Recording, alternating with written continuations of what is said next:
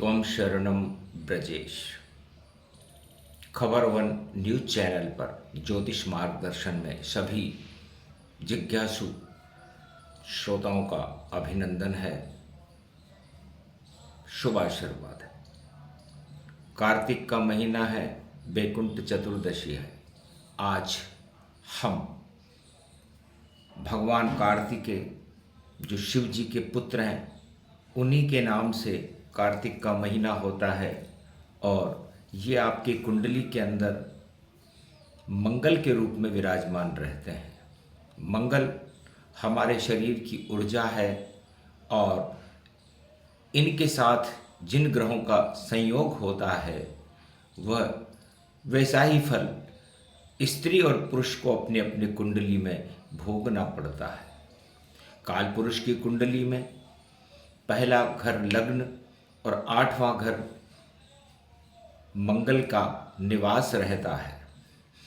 मंगल पृथ्वी का पुत्र है, पृथ्वी का ही एक टुकड़ा है। इसलिए मंगल इस पृथ्वी पर जब हमारा जन्म होता है तो हम उसके छोटे भाई बन जाते हैं। और मंगल स्त्री की कुंडली में उसके पति को कहते हैं, तो भूमि को ही मंगल कहते हैं और भूमि पुत्र ही मंगल है। इसलिए आज हम इसका कुंडली पर विवेचन करते हैं। इसे आप समझने का प्रयास करें और अपने जीवन को सफल बनाएं। यदि मंगल आपकी कुंडली में मंगल के आगे यदि शुभ ग्रह बैठते हैं, मंगल के आगे यदि सूर्य ग्रह बैठता है, तो उस व्यक्ति का संसार में बहुत बड़ी प्रतिष्ठाएं होती हैं और सरकार में और राज महल में उसका सम्मान होता है। मंगल के आगे यदि चंद्रमा बैठते हैं तो मंगल और चंद्रमा की युति महालक्ष्मी नारायण योग बनाती है और वह व्यक्ति और वह स्त्री बड़ी धनवान और धनपति जैसा जीवन में व्यतीत करते हैं।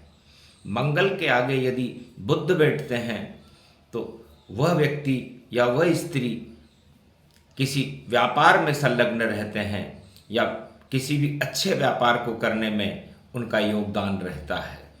मंगल के आगे यदि गुरु बैठते हैं तो एक ऐसा व्यक्ति संसार में कोई भी कार्य करे, कोई भी जिम्मेदारी उसको दी जाए, उस जिम्मेदारी को सफलतापूर्वक निभा लेता है।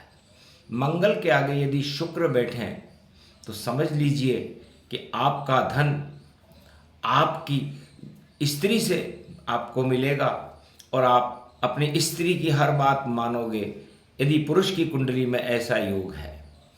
और स्त्री की कुंडली में यदि मंगल के आगे शुक्र बैठते हैं तो उसका जीवन खुशियों से भरपूर रहता है।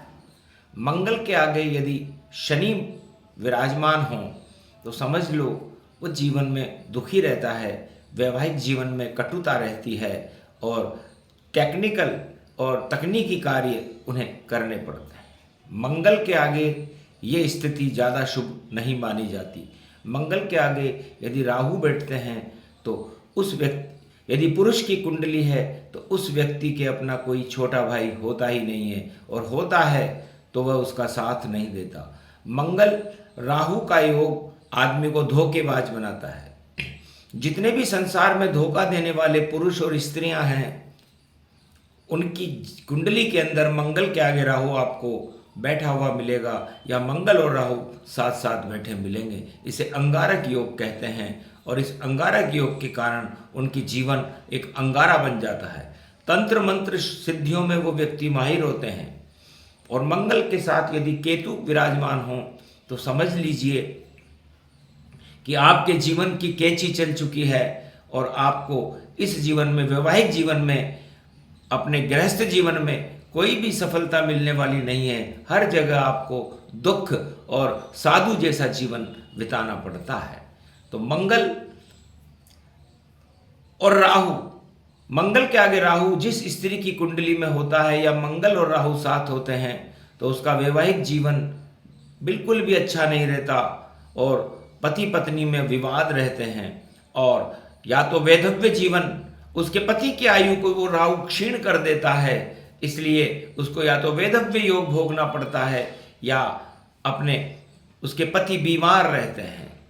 मंगल और केतु जहाँ भी बैठते हैं किसी भी कुंडली के अंदर, यदि स्त्री की कुंडली में मंगल के आगे केतु बैठे हों, मंगल के आगे राहु बैठे हों, मंगल के आगे शनि बैठे हों, तो विवाह भी उनका बहुत देरी से होता है और उनको काफ़ी उसमें हानि उठानी पड़ती है, क्योंकि मंगल राहु, मंगल शनि और मंगल केतु ये जीवन के अंदर हमें बहुत ही विरोधाभास पैदा करते हैं।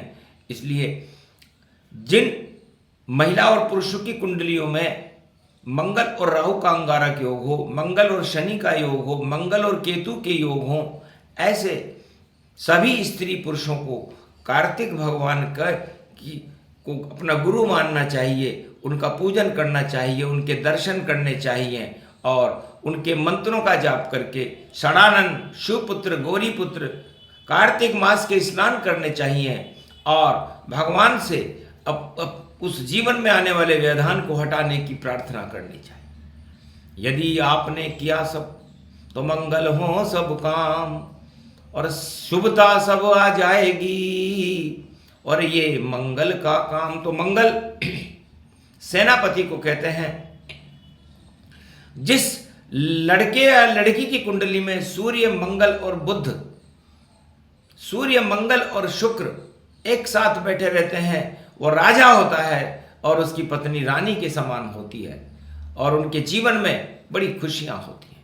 मंगल यदि लगन में हो, दूसरे भाव में हो, चौथे भाव में हो, सातवें भाव में हो, आठवें भाव में हो, 12वें भाव में हो, तो उनका पति, उन स्त्रियों का पति अपनी पत्नियों को अपने नियंत्रण में रखकर अपने पूरी गृहस्थ जीवन को चलाता है और पत्नियां दुखी हो जाती हैं।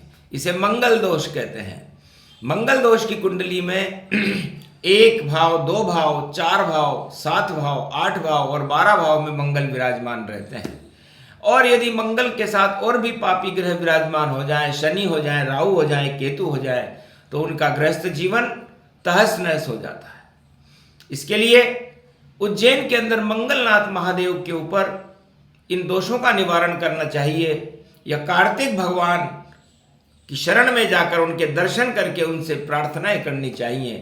तो उन महिलाओं का विवाह, उन पुरुषों का विवाह में जो व्यवधान आ रहे हैं वो व्यवधान अपने आप हट जाते हैं। और कार्तिक के महीने में विशेष दान, पुण्य, धर्म और स्नान करने चाहिए।